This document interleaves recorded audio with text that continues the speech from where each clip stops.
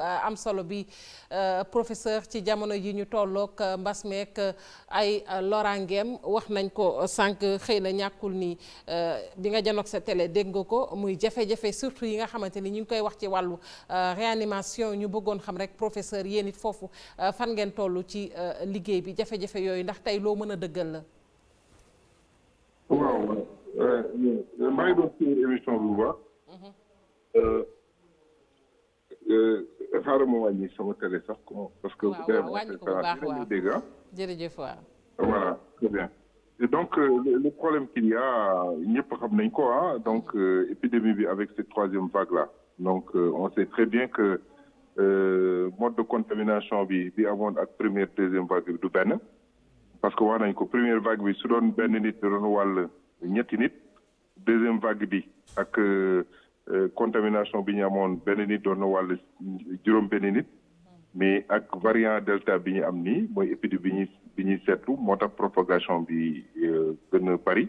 benn nit dina wàll presque 9 personnes te duñu xam sax wàll bi fan lay jógee moo tax cas communautaire yi bari maintenant ce bi ñu war a retenir mooy cas yi du muy gën a bari ñuy gën a am cas yu grave donc ça moom mënuñu ko ñëpp seetlu nañ ko léegi nag am na dispositif bu am solo bu ñu def mettroon ci deuxième vague bi mais troisième vague bi nag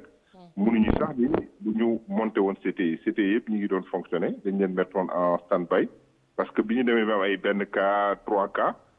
personnel ba yëpp mënuñu woon toog di liggéey foofu parce que personnel bi ñu mettoon en place et tous les équipements étaient en place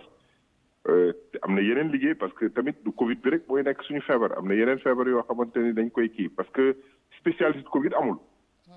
yeneen mooy réanimateurs yi mooy urgentistes yi mooy infectiologue yi ñoo am na yeneen feebar yu ñuy faj tamit léegi nag bi xamee épidémie bi wàññeeku woon na bu baax dañu xawoon démobiliser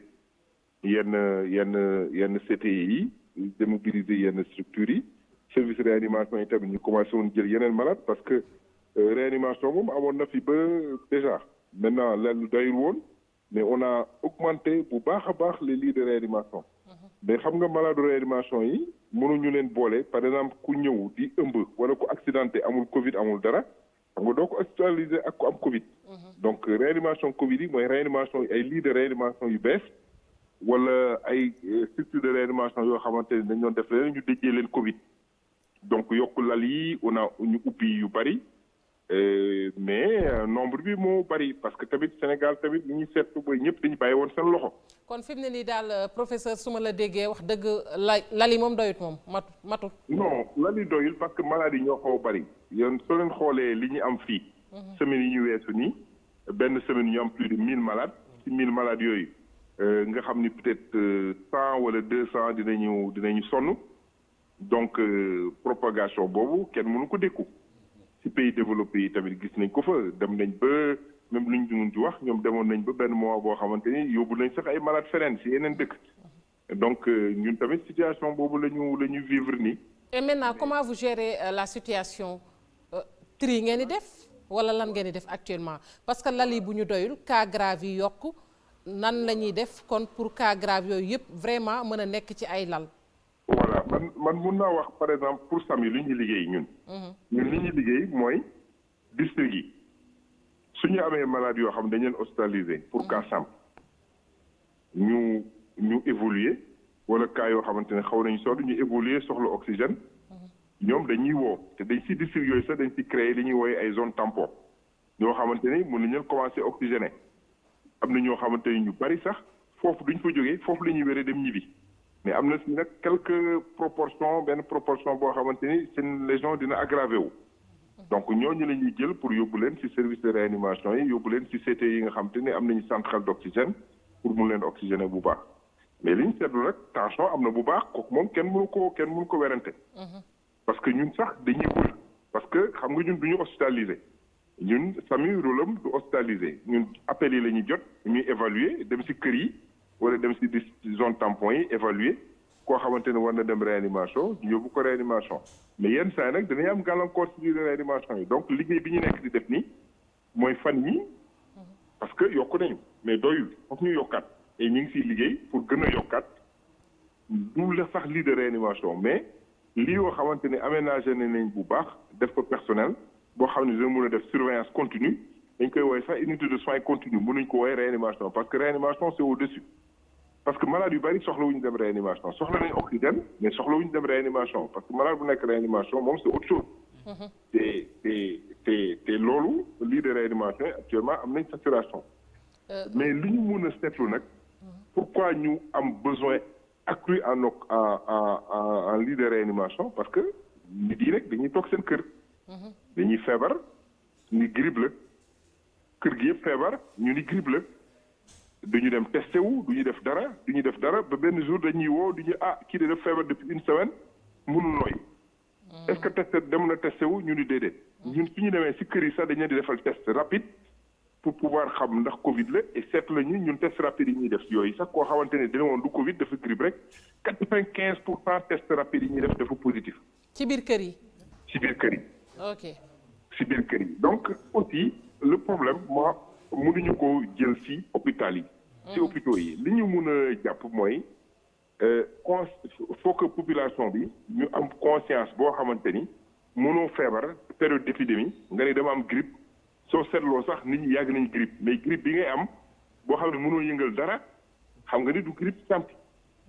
nga toog mënatoo dootoo xeeñtu dara.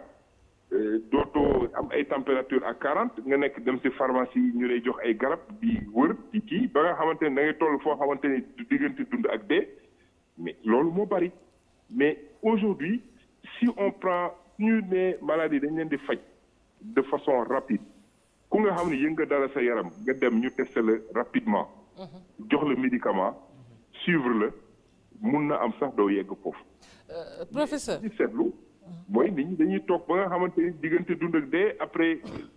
kooku kenn mënu ko dékku. kenn mënu ko dékku effectivement kenn mënu ko dékku man daal man li may seet mooy prévention secondaire bi. professeur nga xamante ni yëg nga dara sa yaram nga dem ñu testé la ñu commencé la faj rapidement ba nga xam doo yegg ci yenn situation yi. professeur. oui. Pour être plus clair plus précise encore ci question bi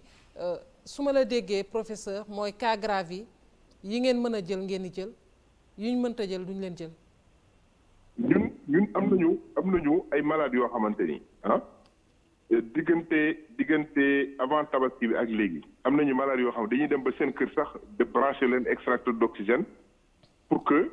ñu mun a nekk pour ñu mun a évoluer tuuti en attendant ñu mun leen tans am na sax ñoo xam ne duñu sax mujj dem hôpital. mais li ñu mun a seetlu mooy nit ñi dañuy yéex a dem faju ji. waaw. te loolu nag épidémie bi du épidémie bu bees depuis 18 mois ñi ngi daw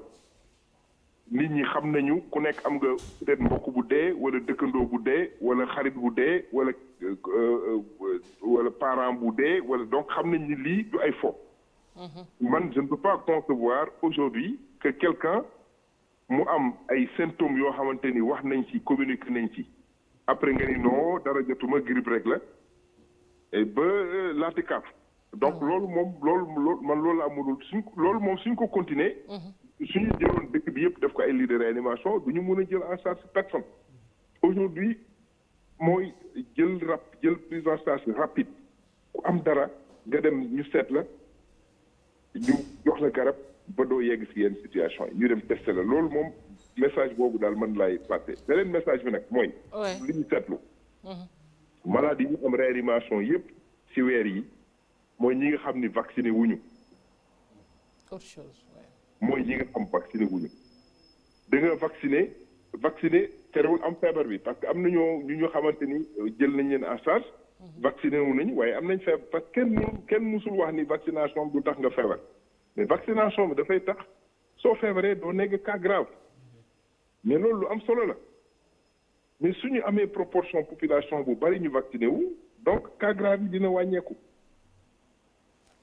donc vaccination bi daal vraiment. lu am solo la. jërëjëf tamit beneen bi tamit